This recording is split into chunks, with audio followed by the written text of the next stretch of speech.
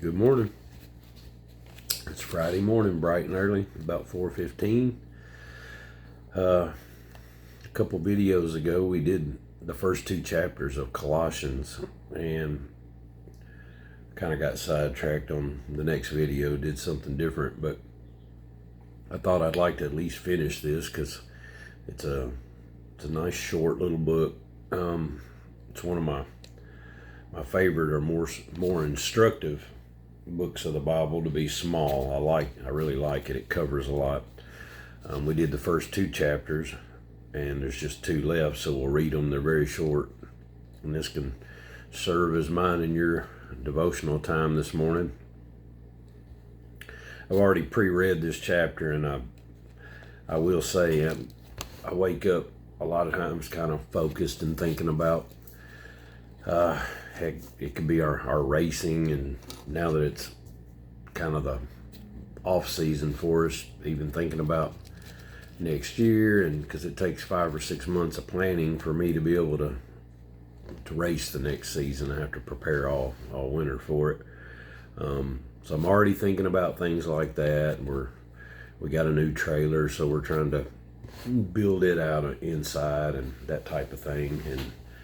And then I open my Bible. I'm focused on all these things, and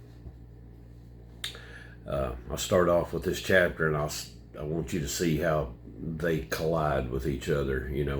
Because I'm just thinking about my plans, what I've got going on, what I want to do.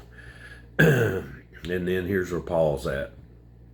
He's writing this to us. He says, "Since you have been raised to new life with Christ, set your sights on the realities of heaven, where Christ sits in the place of honor at God's right hand. Think about the things of heaven, not the things of earth. For you died to this life, and your real life is hidden with Christ in God. And when Christ, who is your life, is revealed to the whole world, you will share in all his glory. So put to death the sinful earthly things lurking within you. Have nothing to do with sexual immorality, impurity, lust, evil desires. Don't be greedy, for a greedy person is an idolater, worshiping the things of this world. Because of these sins, the anger of God is coming. You used to do these things when your life was still part of this world. But now is the time to get rid of anger, rage, malicious behavior, slander, dirty language. Don't lie to each other. For you've stripped off your old nature and all its wicked deeds. Put on your new nature and be renewed as you learn to know your Creator and become like Him." I want to stop right there for a second. There again, this is what our baptism was a picture of us dying to our old life and putting on our new nature and being raised to new life. And we don't have to do it by our own power. It's Christ in us who will give us the desire and the power to do it. And this right here is our whole purpose. We were created. Put on your new nature and be renewed as you learn to know your Creator and become like Him. That's what becoming a child of God is. You're learning to be like your Father. So I'll keep reading. In this new life, it doesn't matter if you are a Jew, Gentile, circumcised, uncircumcised, barbaric, uncivilized, slave, or free. Christ is all that matters, and He lives in all of us. Since God chose you to be the holy people He loves, you must clothe yourselves with tender-hearted mercy, kindness, humility, gentleness, and patience. Make allowance for each other's faults, and forgive anyone who offends you. Remember, the Lord forgave you, so you must forgive others. Above all, clothe yourselves with love, which binds us all together in perfect harmony. And let the peace that comes from Christ rule in your hearts. For as members of one body, you are called to live in peace and always be thankful. Let the message about Christ and all its richness fill your lives. Teach and counsel each other with all wisdom He gives. Sing songs and hymns and spiritual songs to God with thankful hearts. And whatever you do or say, do it as a representative of the Lord Jesus, giving thanks through him to God the Father. Husbands, love your wives. Never treat them harshly.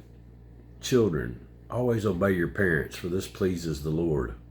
Fathers, do not aggravate your children, or they will become discouraged. Slaves, obey your earthly masters in everything you do. Try to please them all the time, not just when they are watching you. Serve them sincerely because of your reverent fear of the Lord. Work willingly at what you do, as though you are working for the Lord rather than for people. Remember that the Lord will give you an inheritance as your reward, and that the master you are serving is Christ. But if you do what is wrong, you will be paid back for the wrong you have done, for God has no favorites. And he just closes the letter here, just thanking different people and that have been supporting him there in prison. But anyway, I just wanted to read that chapter 3.